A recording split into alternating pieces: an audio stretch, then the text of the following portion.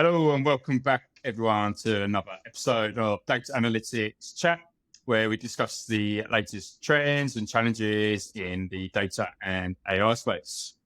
Today, we've got a new topic for us where we explore the impact of ML and AI in the investment industry. So I'm delighted to welcome a new guest, Limor Gultchin, who is the VP of ML and AI at Berkshire Partners, who are a Boston-based investment company. So welcome, Limor. Hi, Ben. Thank you for having me. It's a pleasure to have you on the podcast. Do you want to briefly introduce yourself? Yeah, happy to. As you already mentioned, my name is Limor Gultchin. I'm currently at Berkshire Partners doing everything that has to do with machine learning and AI, which is a lot actually these days. And we're going to talk about that a bit more. Which means I'm touching both internal operations and help with the investment process, as well as spending a lot of time with our portfolio companies, which is where we are invested. Seeing a lot of interesting trends across, some of them shared, some of them with their own unique challenges. So we're going to be discussing that. My path led me to Berkshire Partners after doing about 8 years of machine learning research. I started doing research in undergrad, actually working on natural language problems like humor in word embeddings. Back when word embeddings were still word2vec, that was a cutting edge technology of the day, which mostly allowed us to make single word predictions, maybe representations of single sentences, stuff of that kind, parallelograms, trying to build analogies of how words relate to each other. For example, men to woman is king to queen, right? Something of that kind. Do that again. So something like men to woman is like king to queen, those types of analogies. And overall, we were trying to see whether we could build small jokes or do predictions on different humor preferences across users based on this very rudimentary technology, which at the time seemed incredibly cutting edge. But then fast forward 5 years or so, and now you're getting humor out of the box, including any kind of language capability that goes with that. In fact, I wrote a research paper together with Adam Kalai, who I was working with at the time. He's today at OpenAI. And we were concluding that when language models will just have a better representation of the world, humor would come as a free gift out of that. And that's exactly what happened. A lot faster than we thought would happen. So that's a little bit about my beginnings. And then I continued doing research in a variety of settings, including I had a think tank in London where we were looking at patterns of speech of different political leaders, and then going into a master's and a PhD where I was focusing on other types of modeling and causal inference problems and so forth. I was doing research internships across the tech industry and places like Google and DeepMind, and then ChatGPT came out to the world. And that changed a lot of things for a lot of people. A lot of research programs have changed, but also the ability to do actual applied AI work within businesses has shifted tremendously. And I'm sure we're going to cover that as part of our chat today. That's really what sparked my jump into working with Berkshire Partners or working in the real world rather than in the lab publishing research papers. But happy to, go with that if it sparks any questions. Yeah, it's interesting to see how people progress into their careers, really, isn't it? Because I think now you've got so many different routes. I think obviously you can come from any industry now, can't you, really, across the board, marketing, finance. Obviously, as long as you've got the background academics to progress, it all adds value, doesn't it, to your role? So I guess what inspired you to get into this world? Because I feel it's a popular topic now, isn't it? Everyone wants to get involved, but it's obviously also for juniors, it is quite challenging to get into the field, isn't it? Yeah. I think what drew me in as part of my studies and then in research is just the breadth of use cases that you can work with the same kind of building blocks. I think the reason why data science is fascinating and then going forward to machine learning and AI from that is that you can really get insights about the world regardless of the domain you're working in. And I think that's what I love about my job at Berkshire too, which is we're just working across industries and across problems that super varied, but we're taking the same kind of collaborative approach where we can bring our skills and then we couple it with the domain expertise that we have, let's say, across our portfolio. And we gather insights together. We get to the fundamentals of how do you make decision making that is actually based on data and evidence rather than based on general trends or frameworks or sentiments, stuff of that kind. So that's why I think the field is so compelling, and it's worth really getting to the bottom of how do you build robust models, how do you build robust evaluations to get us at the end to the point of how do we make better decisions. Yeah, no, like you said, solving clients' problems, because obviously you saw the LLM boom, a lot of businesses went sidetracked, in my opinion, because they just thought that's the new shiny toy. But really, yeah, I think you need to stay with what's the key problem you've got in your business, and then look, how can you apply techniques to solve that, and then you can move on. Because like you see with LLMs, it's great. Obviously, it's amazing what it's done, but it's also created businesses so much more problem, isn't it? Because you've got to now get all the data quality, and as soon as you change anything, I think with a business, it's going to change. So then that's going to create more problems, but also like opportunities, isn't it? I think that's true for fundamentally any technology. I think LLMs definitely have a lot of promise in their generalizability, right? They're general agents. They can do a lot. They can do ingestion of data. They can do analysis of data. They can do formulations and generation of outputs across domains and across modalities in ways that we couldn't. Previously, we needed individual models to do all of these things. So I think that creates both a lot of promise, but also potentially challenges. They are probabilistic models. They have non-deterministic outputs. You need to learn how to tame them and put the right guardrails in place and make sure that you're asking the right questions in the form of the prompt and in the form of the context that you provide them to generate an answer. So I think there's both in that. And the question is, how do you build the right structure around them, both from a technical standpoint, but also from a team standpoint? You need to bring the domain expertise to the table. You need to have close monitoring and evaluation of the outputs. You need to get rapid feedback and a lot of it. So all of these things come together. I do agree with you, though, that it is just one more tool in our toolbox, which is generally machine learning and data analysis and data science more generally. And you need to pick the right tool for the right problem. There are new problems that couldn't have been tackled with other tools, and still you need to go to LLMs for. But that is not true for all problems. And in fact, a lot of times we start by a discussion of LLMs, and then we end up realizing that there are a lot more associated problems, and it's a longer chain that requires multiplicity of solutions. Yeah. Okay, cool. So this obviously, I know there's a lot of it. Lots of changes has been made, isn't there? Especially within, I know, financial services, investment industry, which we touch on more. So let's start first question is, so what areas of market research and trend analysis have benefited the most from machine learning and large language models? Yeah, I would put it in buckets of machine learning is obviously the place where we would start if we have structured data, but then large language models have opened a lot of opportunities for unstructured data that a lot of financial companies and people doing market research across industries are usually sitting on. A lot of the information that people want to extract insights from are coming in the form of unstructured data. Sometimes could be audio, sometimes could be images too.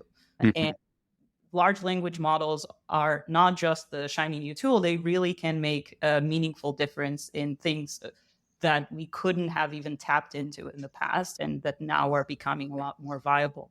When we're talking about how do we analyze and generate flexible output formats, if we're trying to, for example, write a memo, or if we're trying to write a summary, large language models come in and completely change the way we do things. It's no longer the case that we need to output a single label or a quick shorthand for what we actually are looking at, but rather generate the full content. So I would say we're sitting on a wealth of data in this industry, unstructured data. And in the case of Berkshire, we've invested both in data and analytics and machine learning before the arrival of foundation models and large language models. But then starting in late 2022, we've been seeing a lot of boost to what we can do with the unstructured data bit of the world. So previously, we were providing insights into specific research questions, could be white space analysis, could be competitive landscapes. Now the field is opened up to a lot more self-serve tools, broad functionalities that we Mm. can, our teams and other people are doing the same thing as well, and enhance our operations across a variety of tasks. Some of them will be around surfacing and summarizing long collections of texts or notes or memos. Others involve new interfaces or ingestion of information, historical information that we really didn't make much sense of previously. It could be, but just providing new research tools that go and ask a particular question or look for all mentions of a topic, bring them together across, let's say you do the same check across every file in a collection and then bring together a group summary at the end. So a lot of questions we're trying to answer about how trends change over time, sentiment of customers, comparisons of one company to another, those types of things look completely different now. So is it just you've been able to open up more markets? Is that what you're saying then? Through the very So lot. Yeah. market is an interesting thing. I say the way that we've been seeing it play out so far is we can do the same kind of investigations that we would look to do normally, but just at a much faster scale. And the outcome of that could be, for example, looking at more opportunities at a given time, because one of the bottlenecks we would have in the industry is that you can only really get to the bottom of a research question or of a deal within a set time window, which is usually quite limited. So now you can fast pace through that time window a lot faster, go deeper in our investigations, get more consistent outputs out of them. So it's not just swayed by one person's biases or the recent what they've seen. And then going from that, the hope is that we could also look at more and more opportunities with the same number of resources. Good. Yeah, no, I think the main thing is, because most businesses, the efficiency is just added a lot more value to businesses. The speed is just a massive drive, isn't it? Saving you time, which we all want to do. Yeah, absolutely. Save time is one, and a higher bar of quality and consistency is the target. Cool. Okay. And then, so what areas of opportunity do you see or portfolio companies leveraging AI technologies to drive innovation and growth? Yeah. So I will speak, I think broadly what I'm seeing across industries is that we're looking in our industry for growth levers for our investments. And that, again, cuts across sectors. And there are a couple of things that are particularly promising for what we're seeing. It's the rise of enterprise data, what we can do with it. And from a tech perspective, the barrier to entry is lower than it's ever been. So you no longer need to have a dedicated team painstakingly developing a model for your specific task. You can probably supercharge that, start with an off-the-shelf model that will get you already 70, 80% of the way there based on your data. So that combination gives us a lot of room for growth and for quick wins in ways that previously required a lot of establishment of a lot of local teams and talent and stuff of that kind. And now we can supercharge through that. And we're still seeing a variety of companies at different sizes and at different compositions that take different approaches to how they use the power of their enterprise data and couple that with the lower tech barrier. But we can bring to the table companies that previously couldn't have really even dreamed of using this type of technology. So that means we can tackle both productivity gains. It could be in code development, could be in information surfacing and summarization, could be in customer service or general content generation. But there's also another bucket of innovations and new product offerings. There's a real opportunity in providing valuable information in accessible and novel interfaces. And this could be across audio, video, web, apps, wherever you're accessing your data in whatever forms it comes, we can interact with information in a meaningfully different way. And then we can also expose data to users or stakeholders, abstracting away the nitty-gritty details of how you do the data analysis or how do you pull information from data sources you have.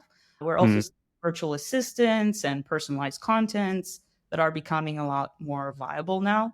So all of these things, all these use cases together bring a lot of opportunity that cuts across the various industries that we're overseeing.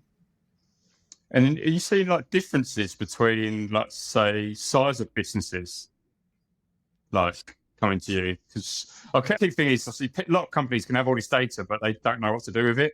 Yeah. So is that sort of, Yeah. I guess, you're seeing that a lot? I guess, is it smaller firms having bigger problems, or is it like the larger companies where their data needs to be in a more structured way? We're seeing a little bit of everything, to be Okay. honest. We're meeting our teams where they are. I've seen organizations that have small, savvy teams that are task force. Could be 2 people going at it, putting something together and getting started based on open source or just off the shelf APIs that they can get started with, and 1 or 2 use cases that they're hoping to tackle.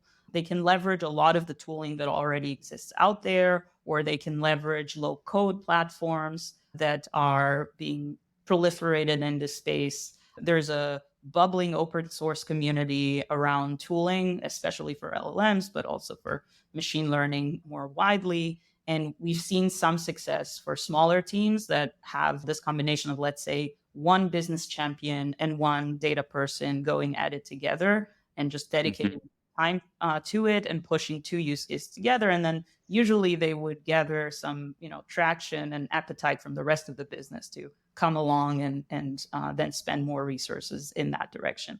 We've also seen medium companies that have a combination of tech and product champions. And then you would see maybe them bringing some external partners into their work. And in that area, I would say there are a few opportunities these days. It could be in the lower code platforms that can also provide some service support as well. It could be in actually startups that are getting started. There are a lot of builders out there that are very excited about the new possibilities and are looking for market fit. And a lot of times they won't have the domain expertise that established companies that already have their own wealth of data and so forth, and a lot of experience in their industry. They can come in and help bridge the gap in a way that will build more general SaaS products perhaps out there, but can still support the use case that companies in the mid-market would have. And putting the right protections in place, that could be a win situation. Other approaches we've seen is bringing in some external support from augmentation services, from build shops that are going more and more in that direction, usually after a first POC that has shown success went through and maybe went to production, and then there's more external collaborators you can bring. And then I would say there are also firms that go all the way to build a new dedicated team around these use cases. I've seen a few of those who see this as a transformational moment that is touching a lot of services or capabilities that are core to their business value. And they have bold initiatives to drive both efficiencies, but also productivity gains and product innovations in ways that could be quite fundamental for the business. And they would usually start bringing and hire people internally. So those would be in-house built teams with strong AI leadership and data science support around it, usually in communication with either an existing engineering team or some external engineering team support. But really, we've seen a variety of ways people approach it. I would say the main advice that we have in this area is just to have strong business and technical alignment over these things, and don't have too many teams going off doing their own side projects without considering a single sort of backbone of tooling, so that we don't end up having multiplicity of tech solutions that are doing the same thing but are not seeing the bigger picture. Yeah, no, it's interesting to see every company's on their data journey. It's just everyone's all over the place, really, isn't it? Everyone's at different challenges. So that's why I think it's just every day is a new day, isn't it? It's every day is a learning day, because new things are constantly happening and new changes. Yeah, it's never ending. This people with data. Time to be in this area for sure. Okay, brilliant. So how do firms assist portfolio companies in implementing AI to improve their operational efficiencies and create a new value proposition then? Yeah. So first of all, I would say we're helping make all of this a lot more concrete and inject some sense of urgency, especially Hmm. for businesses where again it touches their core value. I would say we see AI moving from a sort of nice to have to an essential factor to consider. What implications does it have for your business? Let's start having the conversation, see what other people are doing, and then have some workshops around use cases across the value chain for the organization. And where does it touch the core capabilities of AI or machine learning or data more generally? So we meet teams where they are, again, and there's a broad array of team, I would say, scale, size, tech sophistication that we're seeing. And our role has really been to identify the stage where they are. We bring everyone together into a shared kind of learning forum. We meet monthly and share use cases we're seeing across, share vendors we've been talking to, and we're talking to a lot, to constantly be on the forefront of what's being offered and what's being developed around this technology. And then we would hold workshops where we would discuss industry trends and use case prioritization and how to build the right team structure around the chosen priorities. And we would help with vendor matching. We again hold a lot of conversations across builders and across solutions being offered. And we will give candidates that we identify as relevant for different use cases. We would try to match them to exactly the team portfolio. Sometimes those would be more self-serve tools, could be whether it is in libraries or in low-code platforms. And sometimes it would be in actual implementation support that we would bring to bear. We also help specifically with POCs and testing. We found that sometimes people have a hard time getting started. So we need to really define the requirements of, we could identify, for example, a process that could benefit from these tools. And then we would go and define the business value that's attached to it annually. Let's say we look at the volume of, I don't know, documents that they ingest or volume of cases that they serve through this process, understand what parts will the tech impact, and then define a test case with clear success criteria of what would a technical solution for this problem could look like that would, improve on the status quo by X. And this could be in terms of processing time. This could be in terms of processing volume, or let's say countries that we can apply this to, or this could be in terms of accuracy, precision, recall, depends on the use case. We've seen different emphasis there. But we would come along on the process, work through the POC with the team, implement it, see the results, and then help with an evaluation framework going forward. That could be another way that we would engage. And then once it goes or is close to production, we let the team run with it and support more from the sidelines. We could help with high-level advice about progress on specific model development or pipeline development or architectures. And it could also be hands-on as well. We have certain resources that we can deploy and we can join in the trenches. But it depends a little bit on the organization size and the use case profile, whether we would, go in there ourselves or look to partner more broadly. Yeah, no, I definitely think like partnerships are helpful nowadays because it's like mentorship, isn't it? If you work with someone that's been there, done it, or a t-shirt, you get that, you build up the speed and you get that knowledge transfer. It's a lot faster, isn't it, than going down the route. If you do it yourself and then come across an error or obviously a challenge, and if you've got someone that's already been there, done it, overcome that challenge, it's going to be so much faster and you're going to achieve your goals a lot quicker, aren't you? Another thing that we found is that we can often have a virtuous cycle of work in, let's say, with one portfolio company, or work that we've seen externally or work that we've done internally can feed into the next project. Because once you've seen what, succeeded and what didn't, or you work through certain pitfalls, you can then advise much more successfully on the next one. So having that broader landscape view helps us be this valuable resource as we continue seeing more projects. Yeah, definitely. And it's like in sports, isn't it? Everyone's got a coach, been there, done it. So it's that learning, it's their career. So it's the same in data, isn't it? You've got someone that's been there, done it. Yeah, you're gonna achieve your goals a lot faster.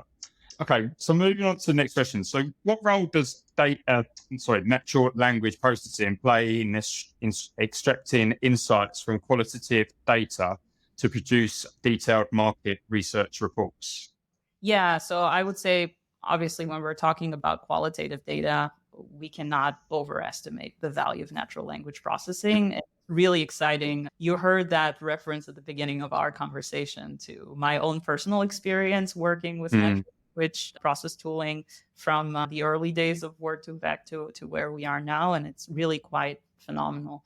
Whenever we have a large collection of documents that, let's say, discusses the same topic from which we're trying to extract, let's say, all mentions and then understand the sentiment of different speakers in this collection about this topic, and then look for trends over time. These are all natural language yeah, process tasks that now, first of all, we can do with single models, which is already phenomenal. All of these used to be individual tasks in previous or in, let's say, more classic machine learning tooling. And now we can be a lot more ambitious as well with the kind of outputs and analysis that we're doing on top of it, because we're not just getting sentiment tagging, we can get a very flexible view to intent gleaning and putting together comparisons of sentiments and putting together comparisons of language patterns and how things are being discussed over time. And all of these come together in the way that we do market research, right? Because a lot of it has to do with understanding how companies are discussing, let's say, certain challenges they're facing, or what management is saying in different conferences or in earnings calls, or whatever you can imagine. It takes those flavors of taking raw utterances and texts as they appear in unstructured documents, and then being able to make meaning of them and reach conclusions about how a topic overall is being discussed and how it compares across documents or across companies or across geographies or across time. All of these different intersections we can do very quickly and efficiently now. And natural language processing is obviously at the heart of it. yeah. And could you imagine a world without it? How much harder would it make your job? Obviously, we used to do a lot of these things manually, Yeah. and you could reach a certain quality and scale Mm, of error within a fixed time frame. But the point yeah. is that we're past that now, Yeah. and you can make meaning of a lot more data. Yeah, no, cool. Cool. And then can you share any key lessons like investment firms have learned in helping portfolio companies integrate AI? I guess what methodologies have proven to be like most effective as well? Yeah, so it's really interesting. We tried to distill everything that we've seen so far and came up with, I would say, roughly 7 lessons. The first one I would call ideation, which is really getting into the mindset of how can I leverage my own proprietary data? So far, mostly through RAG systems. I can get into the reasons why we tend to prefer that methodology over others if you're interested. But overall, how can we use this type of technology coupled with my own proprietary data to build differentiated use cases that can introduce either efficiency or product innovation of the kind that we discussed previously? So that would be the first starting point where we would start the discussion with all companies rather than let them run loose with, we've seen this demo here and this demo there. And then taking this core idea, the next step we're talking through is a prioritization function. What does it look like for a given idea? How do we rank it in terms of tech complexity, business value, and risk factors? Sometimes the risk factor is almost like a gate or binary gate of, okay, it's either too risky, so let's not touch it, or it passes the bar and we can live with it. And then we use the tech complexity and the business value as the way forward. Sometimes the risk factor can have shades of gray and mitigations that we can introduce. But I would say these are roughly the factors we want our leaders to have in mind as they're going through the prioritization process. And then we believe in a portfolio of use cases rather than a single one at a time, not go at it sequentially. Some of them will succeed, some of them not so much. But using that ranking of tech feasibility and business value, we would roughly pick 3 to 4 use cases. One of them may be a riskier bet technically, but with a lot of business value. And then the rest would be in the category of lower hanging fruits where we know we can implement and get there fast and also have an attached business value that is lucrative on the side of them. And then there will be a bunch of learnings that you would get in one area that will apply to the rest. Also, a lot of the tooling or the building blocks in one use case can serve both the other use cases or future ones. But the point is that we want to get started and we don't want to get bogged down by the individual idiosyncrasies of one use cases versus another, and also try out a few different approaches to it, but in a way that doesn't recreate the same capabilities, but instead builds on top of them. So it could be, let's say, a couple of platforms where one of them would give you good surfacing abilities and another would be going deeper into analysis. And so you can couple both of them together and then plug and play them into future use cases as well, for example.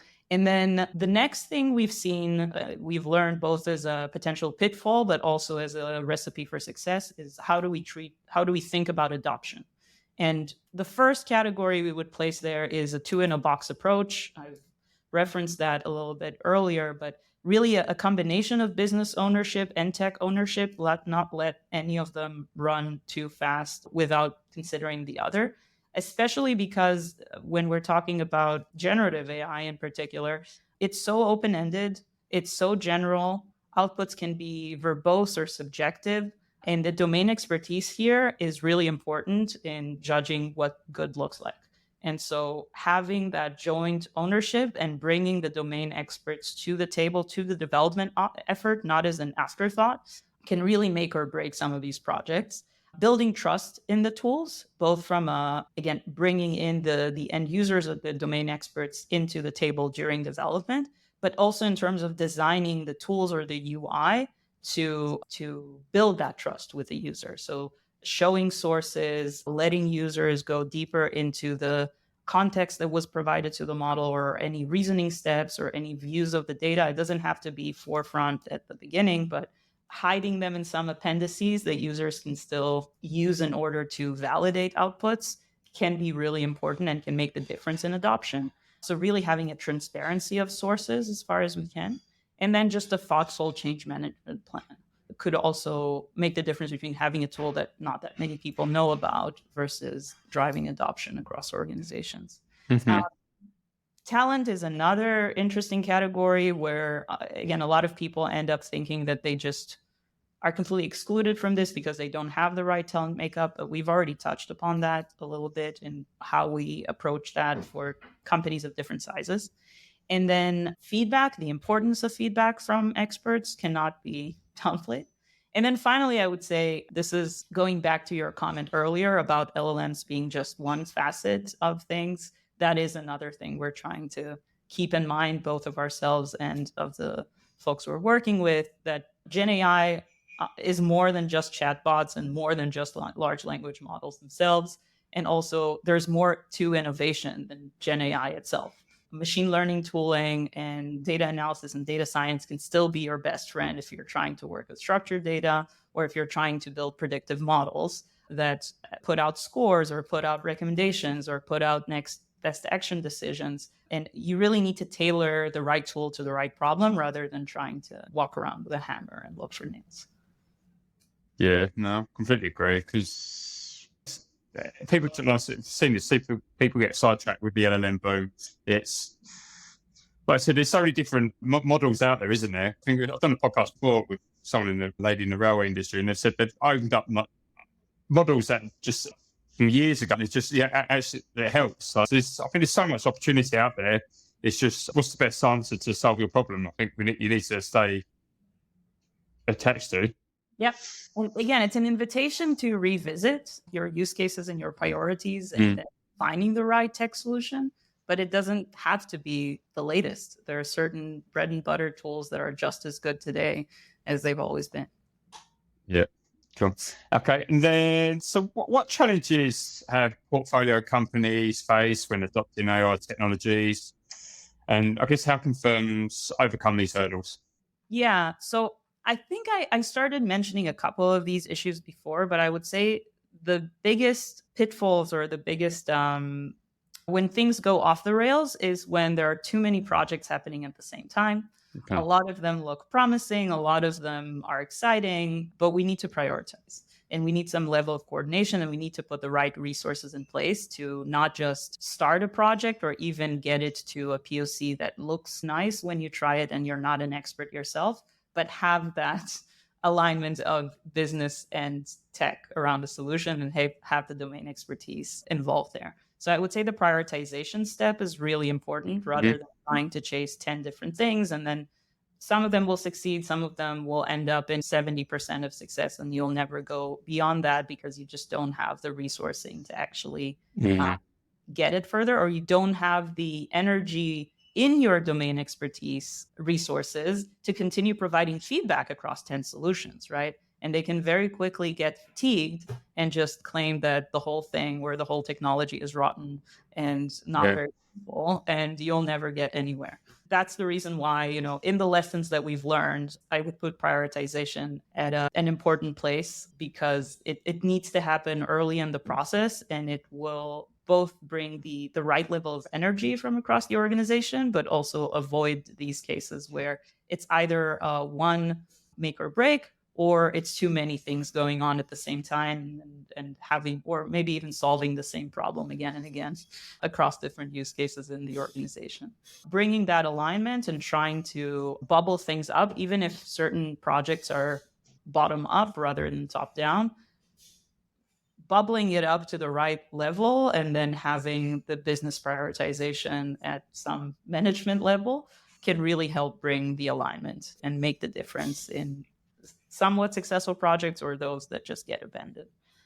So do you see, everyone's got good, a lot of businesses, obviously, got great ideas. So do they just come to you with 1,000,001 ideas and really let's just have a core focus on what's going to get you the best impact? Yeah, so I would say the way we would approach it is usually there's a list. A lot of people across an organization may have their own opinions about how to solve problems that they see in their day-to-day, or they see opportunities for playing around with tooling and so forth. And then maybe there would be a list of 10 things. What we would do with them is either try to score them based on tech feasibility and business value, and really understand what would be the annual impact in terms of either whether it's dollars saved or whether it's markets gained or whether it is new capabilities or freeing up resources to do other things. There could be different flavors of what business value could look like. But the point is doing that ranking and then taking the risk into account as that third column and start bringing some organization into it and bubble certain things very obviously up. But I would say another exercise that we would do is actually try to bring the right stakeholders across the organization. And usually we would, work with the management to identify who those are and sit through an in-person workshop, ideally going through the value chain of their respective parts of the organization and really name what could be use cases that make use of technology A versus technology B. And then putting them on that grid of business value versus feasibility of implementation, like really it's a scatter plot, and then trying to identify the top 3 to 4 points. So it will be a grid, business value and feasibility and of implementation from a technical perspective. And then we would identify the 3 to 4 use cases that are at the top half of the scatter plot in terms of business value. Identifying one that is, again, a bit more of a technically complex project that's a bit of a moonshot. That's a healthy one goal to have, but then mixing it in with 2, 3, 4 other use cases, depending on the size of the organization and their resources, but ones that are lower hanging fruits that can serve the learning across the firm, that can get us to the right tooling. Even if the moonshot doesn't completely go as planned, we would still make progress on the lower hanging fruits, but also not focus too conservatively just on things that we know how to take things off the shelf and implement immediately. It's okay to be a bit more daring on one of these projects.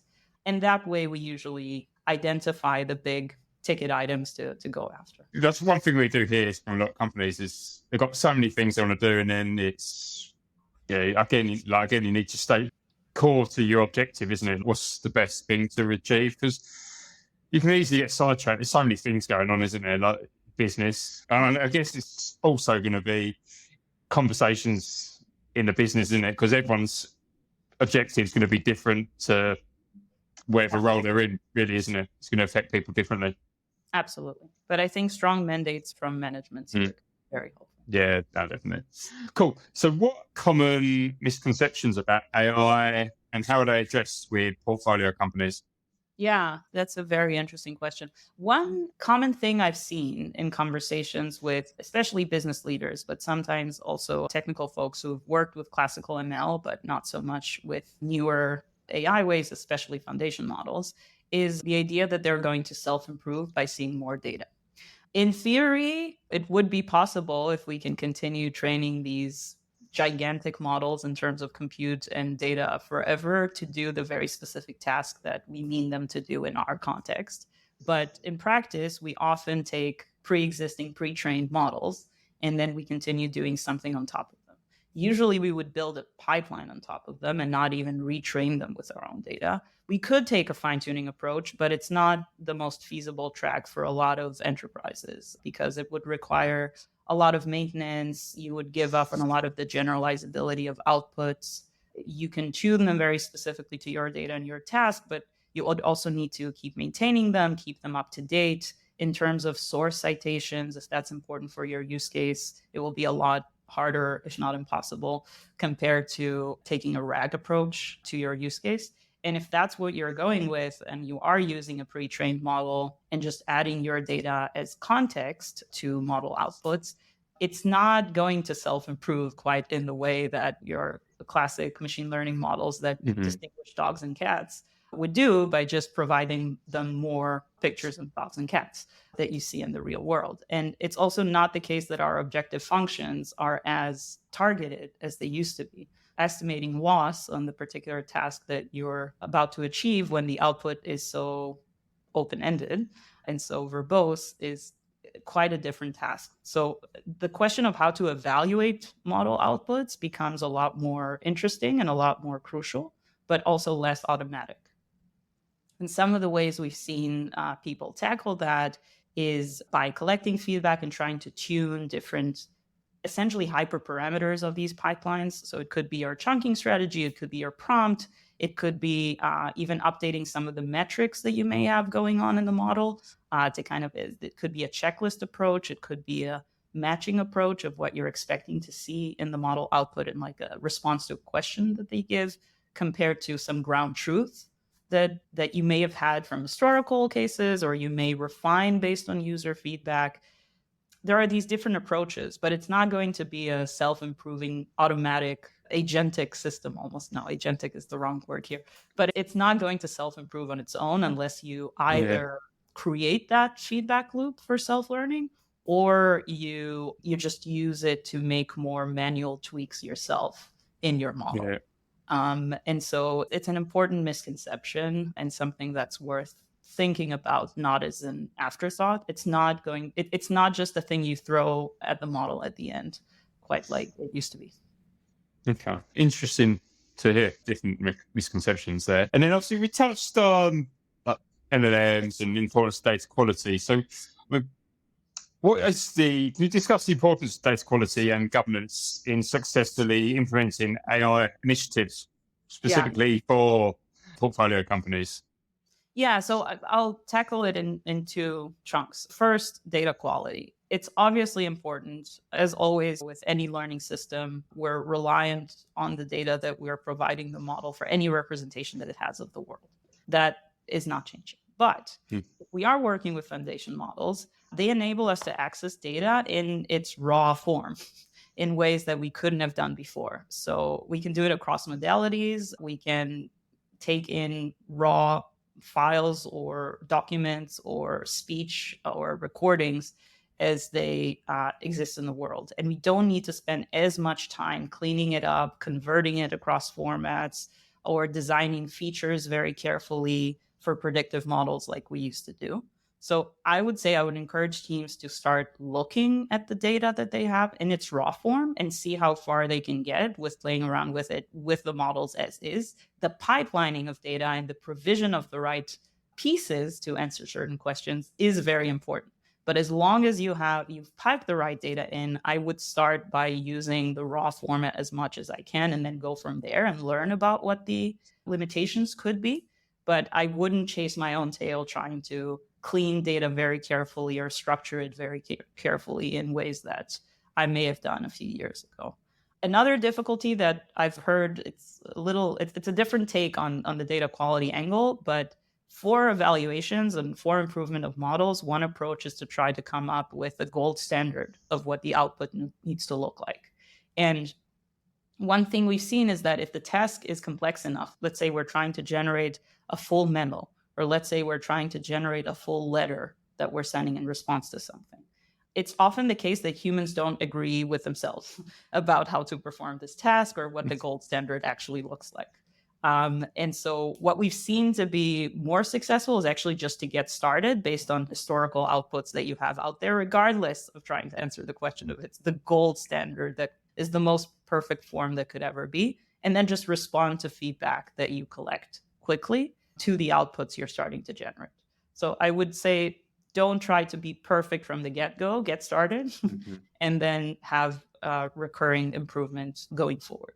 And then on the governance front, I think it can be very important to define what success metrics actually look like and what good enough is. Because for a lot of these tasks, even if you complete it with a 70 precision, let's call it, that could already have massive business impact.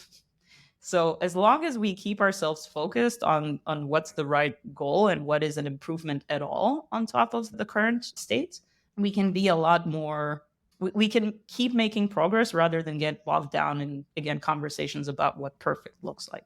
The other thing is, from a governance perspective, I would say try to make sure that you don't have, again, too many efforts taking overlapping approaches to solving the same fundamental problems. Try to build on each other's work and then get alignment again across the business and the tech teams.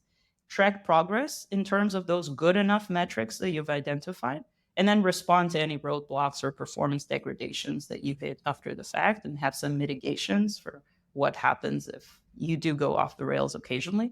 But I would say all of these things should be in mind of the governance structure that you put in place.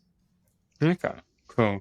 And then obviously, this technologies with data, technologies, it's all moving quick, isn't it? So I guess how can you keep up to date with advancements in AI? Because that's a constant challenge, especially if you're progressing into more of a leadership role when you're away from the tools, should we say. That's the hard bit, isn't it? To get that fine line.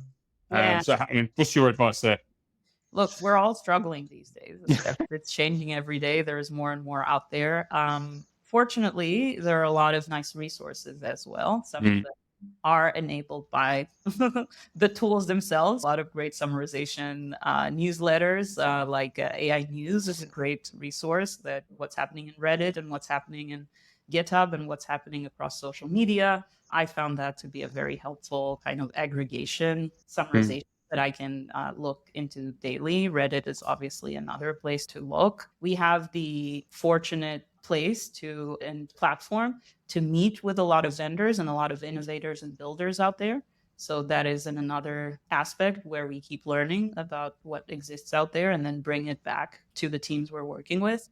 Conferences could still be a great place. Of course, things are moving so fast now online that it feels like the conferences are lagging behind, but you can still establish these new connections and have a single venue where you see more names and more players out there, and it can be quite useful. And then we are bringing all of that back together, let's say, to our working groups, to our shared forums, where we can disseminate some of the learnings and learn from each other, to be honest. The more people you have in your network, the more you get to cover.